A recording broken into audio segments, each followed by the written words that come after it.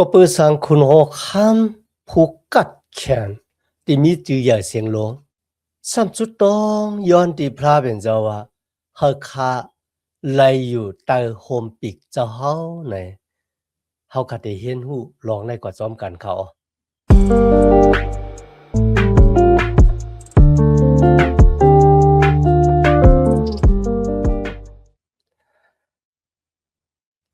มาสุงค่าพี่น้องผู้ถ่อมยินเสียงใต้ตีนนับยามกูเจ้ากูปา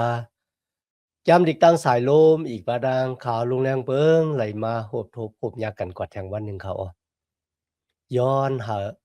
ตั้งหักเมตตาตั้งนิมสาตั้งโจมเสอมนเปียวตีลูกตีถาวรพระเป็นเจ้าผู้เยี่ยมและสูงสุดโตขอดเพียวถึงณจุดอาสากต้านของเฮาคากว่าหังเผอหังมันเสกำค่ะณวันมื้อนี้เฮาก็มาถึงจามสาลามคาน61ตัวบ่ถึง66ค่ะสาลาม61ตัวบ่ถึง66ค่ะมันเป็นเสียงห้องของคนที่มีดังมันจะนั้นก็โกติมีดังมันจะเลยหักพระเป็นเจ้าค่ะนะเมื่อเขาอ่านจามสลาม61ตัวบ่ถึง68ค่ะอันนี้มันเป็นตั้งสุดต้องนั้นก็เสียงที่ห้องหาพระเป็นเจ้าที่มีตั้งมันจะนะพระเป็นเจ้าแลเป็นก็ที่หักพระเป็นเจ้าที่ว่าจังหนังไหนก็เลยค่ะก็เพราะว่าความสุดต้องของเขาเนี่ยมันน่าจะเป็นว่าสั่งซื้อของที่ส่งปันพระเป็นเจ้าค่ะกุยกันมันเป็นความสุดต้องที่ลึกที่สุดที่อยู่ในหัวใจของเขาออกมาเขาห้องแสนหาพระเป็นเจ้าเหมือนเจ้าหนังใจเด็กขาดในกันนะคัน61ข้อที่1ข้อที่2พระเป็นเจ้าดิคาค้านตอดถ่อมเอาเสียงอันข้าเจ้าห้องกล่าวนั่นเสียแลถ่อมยินเอาความสุดต้องข้าเจ้าเสกำดิคาในเมื่ออันหัวใจข้าหิวจอบแลผาดกว่าไกลกันตั้งเฮือนยีอยู่นั่นข้าเจ้าห้องกล่าวที่เจ้าเฮาที่ข้าออค้านตัวอ่อนเอาข้าเจ้าส่งจูตีหินผาอันสูงหนาเสข้าเจ้านั่นเสกำติคาย้อนหาพระเป็นเจ้าเอาเขาส่งจูหินผาอันสูงหนาเสเขาค่ะพี่น้องค่ะที่ในมันเหมือนเจ้งพระเป็นเจ้าในอยู่ไกลกันดังเขาอยู่ที่ขอบผ้าบุ่นในคณะอยู่ไกลแต่ย้อนหาเจ้าค่ะถ่อมยินเอาความสุดต้องของค่ะเมื่อเขาลาดว่าส่งจูตีหินผาอันสูงหนาเสข้าเจ้าย้อนหาพระเป็นเจ้าส่งเขากันนะกว่าที่หินผาอันสูงหนาเสข้าเจ้าเนี่ยมีไว้ใน1โครินธ์คาน10ข้อที่4ค่ะนะอันนี้ก็เยื่องถึงเจ้าเยซูคริสต์มันเจ้าเป็นหินผาที่มันเขิงค่ะนะพอเปิดเสียงห้องของเจ้ามุญญาคุณอคำที่สุดต้องเติงหาพระเป็นเจ้าในค่ะนะมันเหมือนเจิงเขาใจอ้วนใจอ่อนนะคะนะจอมหนังเดียวค่ะไรหันในปู่หางในค่ะนะมันเป็นหินผาที่เปิดเฮยันสู่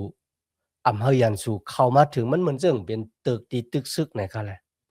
ในข้อที่3ค่ะลองมันจ้ำเจ้าเฮาเป็นเจ้าอันคาเจ้าอิงซอนปึง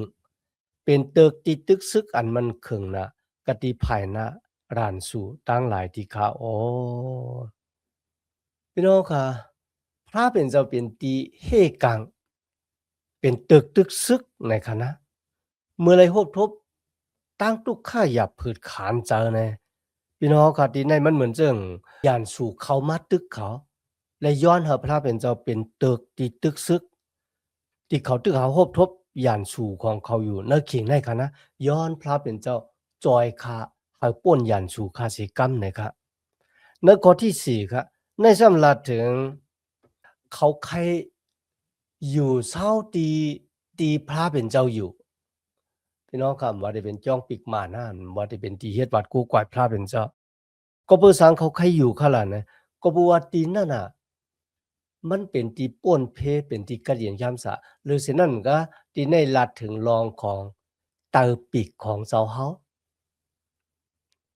เมื่อลัดถึงเตอปิกของเจ้าเฮาน่ะเฮ็ดเฮาคักคุกจะไล่ความของเจ้าเยซูคริสต์ พี่น้องข้าก็ต้องอยู่นะข้าอยู่มาพี่น้องข้าก็ต้อง主耶稣拉的冠冕以色列当来ว่าเขาเคยเป็นแม่ไก่ที่เอาปีกแน่ห่มชุมปุนตาเดเก็ดเคเฮกังลูกของดูเจ้าเก่าพี่น้องค่ะอมิตีลาตีโกนเฮาค่ะเตป่นเพเหลือเสตีเตอห่มปีกของพระเป็นเจ้าเนี่ยเจ้ามุนอยากคุณเอาคำป้าในมีตั้งอยู่ว่าตีนั่นน่ะจะเป็นตีค่ะลือเศร้านิมสิมป่นเพอันกระแดกามีดังเสียงนั่งลงในข้อที่5ค่ะพระเป็นเจ้าเปิดถ่อมยินต่างสุดต้องที่เขาปันกติสัจจะที่พระเป็นเจ้าว่าจังไหนก็ไรคันนะเขาอัปเดตปันกติสัจจะพระเป็นเจ้าว่าพระเป็นเจ้าดีก็มือเจ้าเฮาค่ะตอบความสุดต้องของข้าเนี่ยข้าเตยุกยองยอต่างเกจูเจ้าเฮาก็บ่เจ้าเฮาค่ะปันอำมวยเถอกายขันหลงในคณะในข้อที่6ถึง8ค่ะเจ้าเฮาสืบปันอสักขุนหอคำเฮายินยาวแลเฮาครบในปีเมืองมันนั่นแต่อยู่กุโจกุปานที่เขาพระเป็นเจ้าดีค่ะชานดอเฮามันเลยอุปเปิงอยู่ตาเสซื่อนาตาตาเจ้าเฮาเสแลเอาตั้งเมตตากรุณาอีกตั้งสิจาเจ้าเฮานั่นเก็ดเคเฮกังปันมันเสกำติกาข่าวว่าอันนั้นก็เป็นความสุดตองที่เยื่องถึงตูของเจ้ามุนยาคุณคำดาวิดกันเนาะที่แต่มันในวันเหมือนในคณะเฮาข่าวก็สุดต้องปุ่นดาผู้อุปเปิงในสิ่งจึงวันเมืองเฮาค่ะว่าสิ่งจึงวันเมืองเฮาได้มีจอมพ้องหลวงห้ามนั้นก็มีขุนหอคำเหมือนจึงในเมืองไทยในค่ะแหละเฮาข่าวก็อาโกตังหักมันเขิงตั้งสื่อโยของพระเป็นเจ้าและตั้งอันเปิดหลอมหรือลุมลาเฮาค่ะนะสุดต้องย้อนหาพระเป็นเจ้ามีเมตตาต่อเจ้ามุนยาคุณหอคำที่ในอาติเยื่องถึงเจ้ามุนยาคุณหอคำดาวิดก็ในข้อที่8ครับหนังนั้นแลข้าเจ้าตักเฮ็ดความยองยอตีหนามาจื่อเสียงเจ้าเฮาอยู่เสเฮาเลยเพวัดสิจากกูมือกูวันที่เขามันบอกว่าสุดต้องยาพระเป็นเจ้าตอบความสุดต้องเลยรับพรดีมังกะก็บ่จังหนังไหนคะนะกติสัจจะที่เขาปันไว้ที่พระเป็นเจ้าพระเป็นเจ้าก็ตอบแทนปันเขาก็เลยเข้ามาจำพระเป็นเจ้าที่นั่นค่ะเขาเฮ็ดความยองยอพระเป็นเจ้าก็เบอพระเป็นเจ้าจอยตอบความสุดต้องที่เขาได้ต่างเปียนี่พระเป็นเจ้านั่นไหลอ่องอย่างนะครับกำแนวกรรมาสืบโดยยามสลาม62ค่ะนะอันนี้เป็นรองยามสลามค้านเหลียวนะครับว่าที่ว่าแก้มสลามค้านเหลียวเนี่ยมันจะว่าแก้มสลามมีค้านเหลียวค่ะนะต่างเสียงมันมีอยู่1ปาก50มีแทง1ปาก49ค้านรู้ก่อนค่ะนะก็บ่สังซ้ำว่าแก้มสลามค้านเหลียวกันนานกว่าค่ะล่ะบ่เนี่ยจึงพี่น้องค่ะแก้มสลามค้านในมันเปียนี่ตั้งอยู่มากเจ้ามุนเยคุณโอคัมดาวิดมีตั้งอยู่มาเลยมีตั้งมันจะเนพระเป็นเจ้ามันเหมือนเจิงตีลูกล่างเฮาคามีตั้งมันจะเนตู่พ่อแม่ว่าพ่อแม่เลี้ยงดูลุ่มลาเฮาพ่อแม่เก็ดเขเฮกังเฮาป่นเพอันตะแลนะเจ้ามุนเยคุณโอคัมมีตั้งมันจะเนพระเป็นเจ้าเหมือนเจิงหนังเป็นพ่อเป็นแม่เขาปอย่อจำสลามคาน62ในขณะมันเป็นคานที่อ่มีตั้งเจ็บเจอมีตั้งเจ็บเจอเต้ๆนะในอัศาของเจ้ามุนยากุโนคัมดาวิดก็เปิดสังขลาบ่เนี่ยจ้ะก็เปิดว่าลูกชายของตูเจ้าเก่าเนี่ยลูกเพิ่นตูเจ้าเก่าเพราะว่าพี่น้องค่ะเขาก็อ่านนะ2-3เวลาค่ะนะเอาว่าได้เป็นเตเจ้าคัน13-14เนี่ยก็ไรค่ะที่แนวค่ะที่เลยหันอปาสาลุมจู่โกนนอกเวียงแล้วก็ป้ากันเข้ามาในเวียงเขาพี่น้องค่ะมีหวังก็กอนลาดว่าเจ้ามุนยาคุณเอาคำดับโลออกว่าตึกมันน่ะ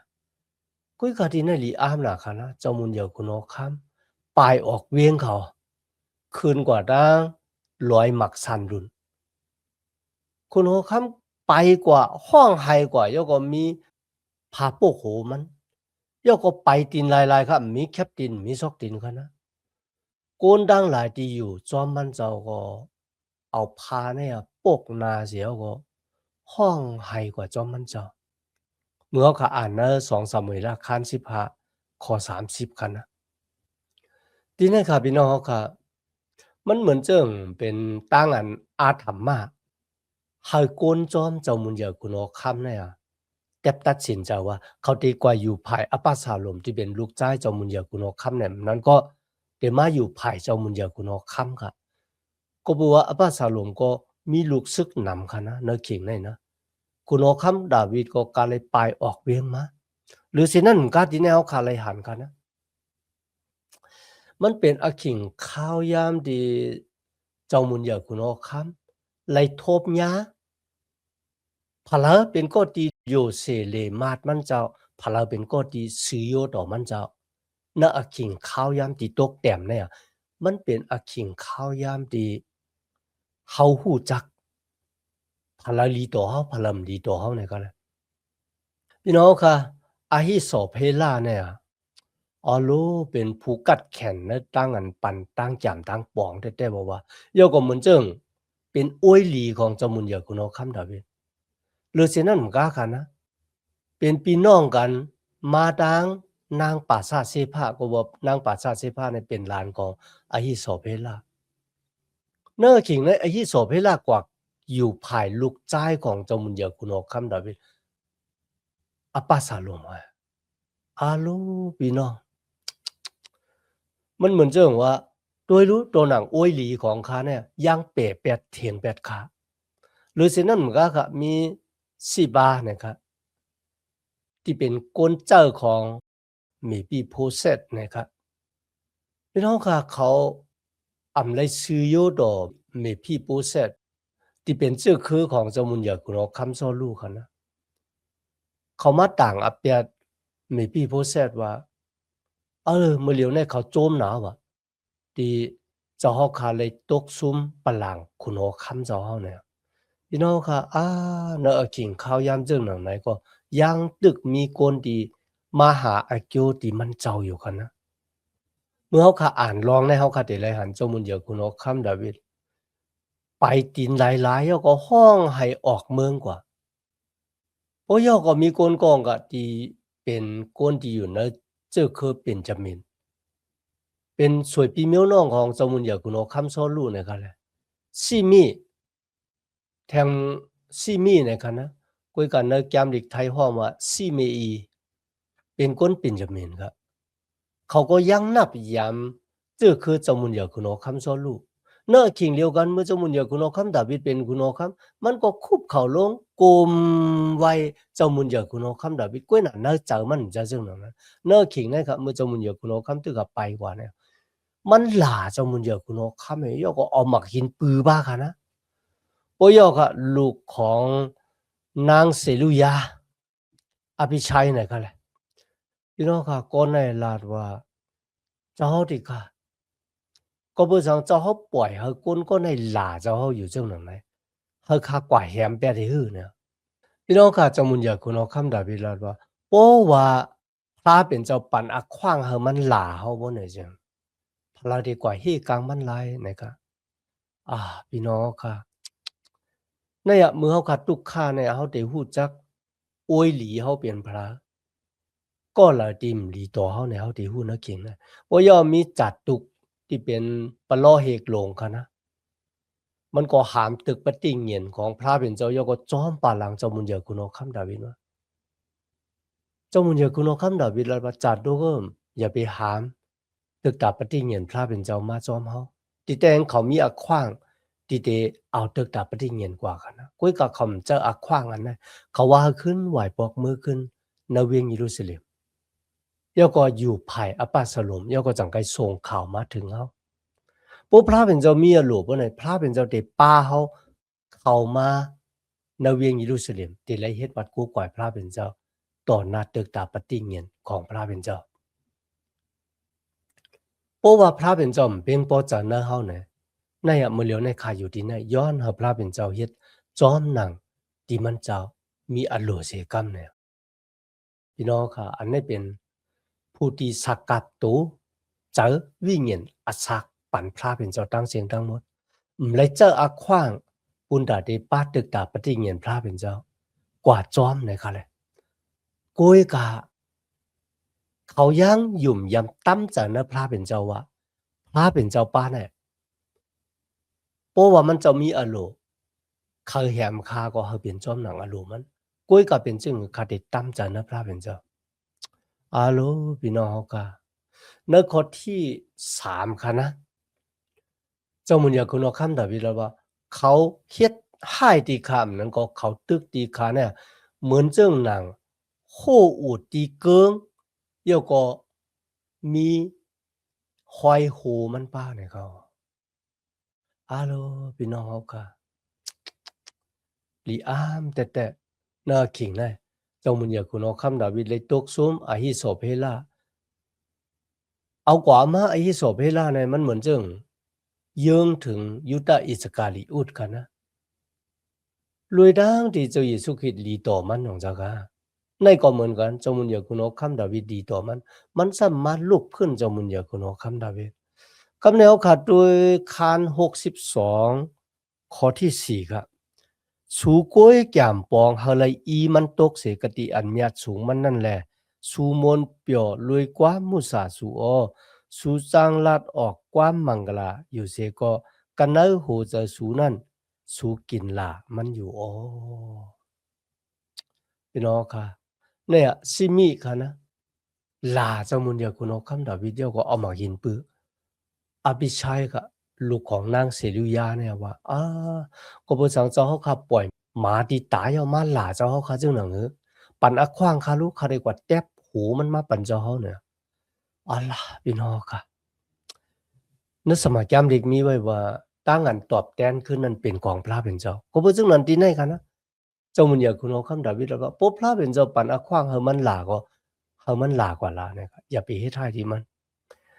เหมือนจังว่ายันสู่มีอยู่หอบตัวก้อยกะเจ้ามุนอยากคุณเอาคำเลยตกอกตกใจค่ะนะเมื่อเลยฮบทบตั้งหยาบผืดกันนะเขาก็ยังมีตั้งมันจะเนื้อตั้งหยาบยัดของพระเป็นเจ้าว่าพระเป็นเจ้าเต็มป่วยเปียดเขากำในมาถึงอขิงข้าวยามตั้งอยู่มาดกันนะในข้อที่5ค่ะเกาอิงปึงพระเป็นเจ้าสู่เหลียวป้าเหลียวก้วยแลเกามุงทามองทามันเจ้ากวยมันจะเนื้อพระเป็นเจ้าสู่เหลียวป้าเหลียวอันนี้เป็นตั้งมุงมองของเจ้ามุนยาคุณเอาคำดาวิดเลยมุงมองที่โกนค่ะว่าโกนก็นั่นเด็กกัดแขนว่าจะเป็นลูกซึกว่าจะเป็นตั้งมักมีดีเป็นว่าจะเป็นตับซึกของดูเจ้าเก่าก้อยกับเขามีตั้งมุงมองนะพระเป็นเจ้าพี่น้องข่าววังก็อัปเดตแล้วว่าเจ้ามุนยาคุณเอาคำดาวิดนักเขียนในเจ้าเขาอะไรทบเพหาสุดต้องพี่น้องค่ะที่แต่มันเจ้ามุนยาคุณเอาคำในสุดต้องหาพระเป็นเจ้าตัดสิจะว่านางอยู่แล้วก็สุดต้องจังไหนหลายๆตั้งวันเจ้าค่ะนะว่ากว่าว่าไปมันจังที่สระพอรู้ลาดว่าเฮาสุดต้องกูขิงข้าวยามนั่นค่ะณจุดตาชาเขามันเหมือนจังมีตั้งศึกสำจำจะจอมพระเป็นเจ้าตาเสในกันแหละในคาน62ข้อที่6ค่ะนะเจ้าเขาเป็นหมักหินของข้าเป็นหินผาเป็นตั้งเกกชอดของข้าเป็นตีเฮกังของข้าข้าเตรียมหึงอำเกิกล่ะอันนี้เป็นรองตั้งลำรองที่สุดเนอะจุดอาศักด้านของเจ้ามุนยาคุณของคำดาวิดพระเป็นเจ้าเป็นหินผาของข้าเป็นที่อิงปึงอากูนั่นค่ะเลยนะเหมือนเจิงที่เจ้าเยซูรัดว่าปอกุนก็ละล่มเตียงสมักหินนั่นกุนก็นั่นก็ติดแตกตีหักกว่าเพราะว่ามักหินนั่นตกเตียงกุนก็ละกุนก็นั่นก็ติดเหลวกว่าในกันนะพี่น้องค่ะมันเยื่องถึงเจ้าเยซูคริสต์เขาสลับรู้รัดไว้ว่าเจ้าเยซูคริสต์เป็นตีแต่ตีตั้มของตั้งอยู่มามันบอกว่าตั้งเกกช็อตนั่นนะมาตั้งเจ้าเยซูกล้วยเนี่ยสลับรู้ก็ลาดถึงหินผานั่นมันเยื่องถึงเจ้าเยซูเหมือนกันครับในคัน62ข้อที่7ข้อที่8คันนะลองตั้งอันเกเสกช็อตเอาเกาอีกตั้งหมุนพุ่งเก่าจ้ำแต่เนื้อพระเป็นเจ้าแลมันจะเป็นเจ้าอันเฮอันแขนอันแห้งอย่างน่ะ เ เป็นโฮมโพยที่เก่าออก้นดังหลายเขาเอ้ยอ่อนกันหยุ่มยำอิงปึงพระเป็นเจ้าอยู่กูขิงกูขาดต้าเพตุฆ่าสู่กามีดังเสียงดังหมดนั่นหมอกลาดถึงตีมันเจ้าต้าลองมันจ้ำมันเจ้าเป็นตีอันอิงซอนปึงเฮาอ๋อเป็นที่แกกชอดของเฮานะพี่น้องค่ะมือทบตั้งตุกฆ่าเนี่ยย่างตึกหยุ่มยำตั้มจากเนื้อพระเป็นเจ้าและย่างตึกวางจากเนื้อพระเป็นเจ้ามันเจ้าเป็นตีอิงปึงของคาในเป็นปุ่งหางดีหลีเด้อค่ะตั้งเป็นแหน่งของตั้งอยู่มัดในข้อที่เก่าค่ะนะก้นก็มีดังเสียงดังหลวงเป็นอยู่โจถวยจากหนึ่งกล้วยแลเจียมเรียกเจียมอย่าเป็นอนัตตาเหมือนกันอ้อเอาเขาต่างเสกันเนยอย่าจูผางย้อยกว่าแลจังหิวด้วยก็เขาก็มีดังเสียงดังหลวงนั่นย่างเมาหนาเสียอนัตตาอ้อพี่น้องค่ะที่ในจอมุนอย่าคุณเอาคำเราห้อมหมอตั้มใจว่างใจในโกนก็เพราะว่าโกนเนี่ยมันเคืองมันอยู่ที่อากิวเพราะอะไรอากิวเนี่ยเขาอัปเดตพูดไล่เรียกไล่เจอเหมือนซึ่งอาฮิสอบเฮล่านะครับก็เพราะฉะนั้นอย่าไปอิงปึงโกนก็ก็ให้อิงปึงพระเป็นเจ้าพี่น้องค่ะมีคริยันมาอยู่มาตั้มใจในจุยสู้กันนะเขาว่ามือเขาเตะจ้าอยู่มาตั้มใจในจุยสู้เนี่ยตั้งอยู่มาของเขามันเฮืองมันกึ่งก็บัวเขาด้วยอาศักตานของคนอยู่มาจุยสู้อ่อนตั้งเขาคนเนี่ยก็อยู่พระเป็นเจ้าซ้ำลัดจังไหนซ้ำเฮ็ดจังไหนซ้ำกินจังไหนเนี่ยเฮ็ดให้เขามีตั้งอยู่มาตีเฮืองตีเกิงค่ะนะมีตั้งถังเถิมในพระเป็นเจ้าเนี่ยครับกุ้ยกันในวันมื้อเนี่ยเขาเลยตัวตีโกนเขาด้วยตีอาศักตานของจุยสู้คริสต์ thiết thợ dù đã sắc tanของเขามันคงเหมือนเรื่องเจ้ามุนเหยื่อคุณเอาคำดาวินนักเก่งเนี่ยเขาล้อมตัวที่พระเป็นเจ้าค่ะพี่น้องค่ะที่นั่นเขาลาดว่าอย่าไปตั้มเจออย่าไปลีเจอลุยตั้งอันหาวแก้มนั่นอย่าไปมุมมองแต่ได้คืนอย่าลุยตั้งอันหิมเอาโจรเอานั่นตัวกาตั้งอันเมื่อมักมีนั่นคืนอย่ามาอยู่เสียก็อย่าไปอากูอุกจ่าเจ้านั่น มันเหมือนจะว่าก็บ่สังเฮาซ้ำตำจากแนวพระเป็นเจ้าเนี่ยก็บ่ว่าพระเป็นเจ้าเนี่ยเป็นที่อิงปึงอากูไลหนาเลยเสปิจิอุกษะก้นหนังกันก็บ่สังเฮาซ้ำตำจากแนวพระเป็นเจ้าไลเนี่ยในข้อที่11กันนะก็เปิดพระเป็นเจ้าป้าเนี่ยเป็นพระเป็นเจ้าที่มีอานามุนพุ่งดันโคอย่างมียดเนี่ยอันนั้นเป็นตั้งอันเขาโตทบตาอันกันนะ ก็บ่ซังค่ะก็บ่จังมันอยากคุณเอาคำฮู้ตัวว่าตั้งอันคามีอานะตั้งอันคาไลเป็นจังมันอยากคุณเอาคำเหนือกวนมีอิสระ12คืนเลยมันนำใจก็ปืนน้ำกัดของข้าก้อยกามันเป็นก็ปือพระเป็นเจ้าก็บ่จังได๋เขายุ่มยำตำจังนะอาณาของพระเป็นเจ้าโอพระเป็นเจ้าที่เฮาคาขึ้นไหวปอกมาที่เวียงเยรูซาเล็มมีสังที่ได้เฮกังคาไลคาตำใจวางจังนะพระเป็นเจ้าในคัน62ข้อที่12ค่ะนะแม้ตามมันเจ้าแต่มันอยู่ว่าหนังในนั้นเจ้าพระดีค่ะเจ้าเฮาตอบแทนปันอากิวอาเปียดตีโกนกูก็กูโกนจอมลุยตั้งกำตั้งจ้างเขาหั่งเผอหั่งมันนั่นตีขาจามหลีเก่าค่ะนะโกนเฮาขาดดีกว่าย้อนกรุณาต่อหน้าตึกตาปฏิเงียนฮะคุยกันในสมัยจามหลีตั้งอยู่มาดของคริยานในวันมื้อนี้มันเป็นตั้งหักมีความปลูกหนึ่งที่ลาดถึงเสาลักว่ามือลีเกี่ยวจะความปลูกในคณะว่าเฮาหลัวยิบกันเสาลักว่ามือเอาไว้ในเป็นที่อิงปึงอากูของเฮาในคณะก็เพราะฉะนั้นในวันมื้อนี้พระเป็นเจ้าเป็นตั้งเกกชอดของข้าเป็นหินเป็นผาของข้าเฮาหลัวเจ้าอักขิงข้าวยามส่วนตัวจอมพระเป็นเจ้านั่นเอาเป็นดังสุดต้องวันดังคืนมี24นาฬิเฮาคาเดสอกหาพระเป็นเจ้าขิงละที่เป็นขิงที่มันติดๆเย็นๆดีนะคะแหละแล้วก็อาบโหเจ้าเฮาคาตั้งเสียงปันที่พระเป็นเจ้าเฮาพระเป็นเจ้ามาอุปเปิงในหัวเจ้าเฮาได้เลยหันพรดีมังกลาที่ลูกที่พระเป็นเจ้ามาจามสลาม63ค่ะอันในลาถึงตั้งอันต้องไม้นำค่ะต้องไม้นำอาสาคณะจะนำโยโย่ค่ะ ก็เปิ้นนึกขิงนั่นก็เจ้ามุนเหยอคุณโอคัมดาวิดอยู่เนเถินแรงค่ะนะอยู่เนทำมันเหมือนเจ้าหนังกวางที่ต้องไม้นำนะครับพระเป็นเจ้าดีค่ะเจ้าเฮาเป็นพระเป็นเจ้าเก่าคาติคาออข้าเจ้าใครใจถึงเจ้าเฮาที่คาออตูเจอข้าเจ้ากามีทั้งหมดเจอจับเจอจ้อยเขาเลยเจ้าเฮาปดฐานลินแห้งอันแตกขาบแลอึบน้ำนั่นติคาออต้องไม้พระเป็นเจ้าต้องไม้นำอาศักเดี๋ยวว่าจังไหนกันเลยกันนะพี่น้องค่ะแก้มสลาม63เนี่ยจื้อเจ้าของพระเป็นเจ้ามือแต่จ้ามันค่ะนะเขาได้เอามาห้องเป็นความเฮ็ดวัดกูก่อยพระเป็นเจ้าเขาพี่น้องค่ะอ่านด้วยกันนะก็บัวนักขิงในเจ้ามุนเหยาคุณโอคัมดาวิดเนี่ยกว่าแมปอยู่ที่นักทำหิมน้ำปังหลายตายค่ะนะมันเป็นที่แห่งจากวิญญาณของเจ้ามุนเหยาคุณโอคัมดาวิดเนี่ยมันเป็นเรื่องต้องไม้พระเป็นเจ้าเหมือนเรื่องหนังต้องไม้นำครับ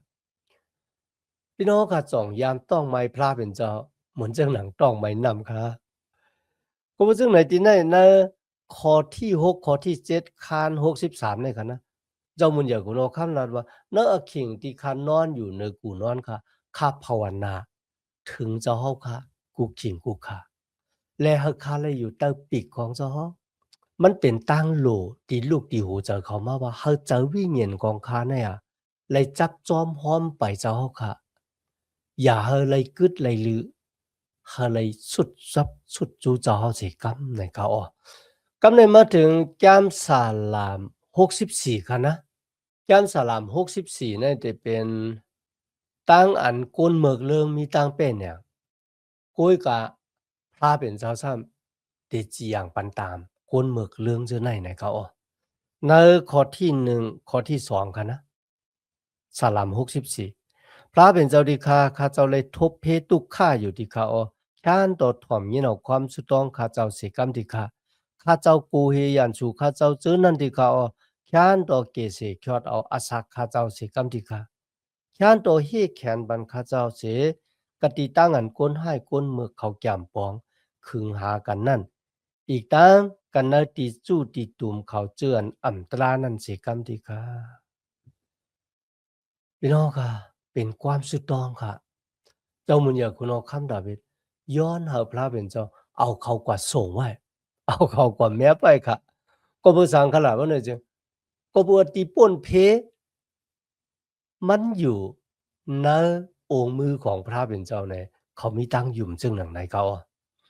พระเป็นเจ้าเป็นตั้งมุงทามองทาอันเดียวในจุดอาสาของเขาและในวันเมื่อนั้นก็เหมือนกันพระเป็นเจ้าเป็นตีมุงทามองทาณจุดอาสาของเขาค่ะ มันเจ้าป้าเหลียวกันนั่นเหมือนกันครับกับแนวคำมาถึงแก้มสลาม65ครับอันในซ้ำเตลาถึงกับปาน1เหงปีที่เจ้าเยซูคริสต์ได้มาอุปเปิงกำพาล้อก้าหวยในเขาอะพระเป็นเจ้าดีค่าตั้งอันยองย่อเจ้าเฮากันในเวียงจีอุ่นอีกตั้งอันเปิดกติศาสตร์ที่เจ้าเฮานั่นเป็นอันดีอันถูกปุนค่าเจ้าเฮาเขาในกันนะเมื่อเขาอ่านเนอแก้มตำมานเจ้าค้าน3ข้อ21ครับ ทีนี้ก็ลาดว่ากูซ้ำกูเปิงแต่มีตั้งอันก่อตั้งปกตั้งขึ้นมาใหม่เนื้อสมัยแก้มลีก็เลยแต้มหมายไว้ค่ะนะปะล้อแพทย์ตีมดจางเลยลาดถึงซึ่งจึงวันเมืองมิวอิเซล่าแต่มีตั้งอันก่อตั้งปกตั้งขึ้นมาใหม่มีหลายก็มีตั้งมั่นใจว่าอาจจะเป็นนักกาปานที่จุยสุมาอุปเปิงโลกาเนื้อขิงข้าวย่ำหนึ่งเหงปีนนะพระเป็นเจ้าติก่อตั้งปกตั้งขึ้นมาใหม่นะคะนะ สลามค้าน65ข้อที่1โดบ่ถึง13นะครับมันเป็นรองตั้งอันเจ้าเยซูคริสต์ได้มากอดตั้งปกตั้งซึ่งจึงวันเมืองมันเจ้าในกำผาแล้วก็อุปเปิง1เหงปีค่ะแก้มสลามค้าน66ค่ะกำในค่ะนะในข้าวยาม1เหงปีนั่นค่ะนะกูซ้ำกูเปิงแต่ห้องกว้ามอะหมอกหมักต้นไม้เนาะสัตวะโกนไหนค่ะล่ะมันเป็นตั้งห่างหลีเนกับปาน1เหงปีอามาจะเป็นตั้งเถินแรงลงก็จะมีหมอกแนงสีแล้วก็ตั้งกำผาจะมีตั้งนิมสิมใน มีไว้จังหนังไหนครับกำแนวคำมาถึงแก้มสลาม66ค่ะนะในมันเป็นแก้มสลามตียกยองยองย่อพระเป็นเจ้าเป็นแก้มสลามในตั้งอันเฮ็ดวัดกู้ก่อยพระเป็นเจ้าเขาแก้มสลาม66ข้อที่8ค่ะนะมีกวนตั้งหลายเขาเอ้ยอ่อนกันยองย่อพระเป็นเจ้าเฮาตาตั้งอันยองย่อนั่นเปิ้นไหลยินตานะครับพี่น้องค่ะวันนั้นน่ะมือกวนมิวอิศิละไหลไหวปอกมาในหลินแหลนกติจจาของพระเป็นเจ้าอิสเกลาก็เลยลาดไว้ค่ะนะในวันนั้นเขาทั้งหลายติลูกเครื่องปลูกจอติลูกเครื่องปลูกจอของเป็นอีสังขะล่ะเนี่ยเครื่องปลูกจอในปิญญาตรานเก่านั่นน่ะมันเยื้องถึงเจ้าเยซูคริสต์ค่ะเนาะเพราะฉะนั้นนะครับในวันนั้นค่ะนะมีโกนมีตังอยู่ว่าแก้มสลามคาน66เนี่ยอาจจะเยื้องถึงกวนมิวอิศิลาเขาเฮ็ดวัดกูกว่ายุ่มยำตั้มจะเนจุยสู้ห้านั้นก็เขาเตะแต่จ้องปีกหมันลังมาเย้าก็ลู่เครื่องปลูกจอซ้อมหนังปิ้งยับตะลานเก่าห้าเนี่ยลองได้ก็ผู้ลงเหรียญในสมัยแก้มดิพระเป็นเจ้าก็มีตังตัวหันถึง2มิลเขาต่างเกสู่พระเป็นเจ้าที่มาเห็นแก้มดีกว่าซ้อมกันในวันเหมือนได้ตัวบ่ถึงอาขิงเฮาคาสู้เสียงกว่าย้อนหาตั้งหักเมตตาตั้งนินจาตั้งจุมซื้อมนต์เปียวตีลูกตีเฒ่ารับพระเป็นเจ้าเฮาคามาแต่อยู่ในโหเจ้าเฮาคากว่าหังผาหังมันสิกรรมคะเมื่อสุงคา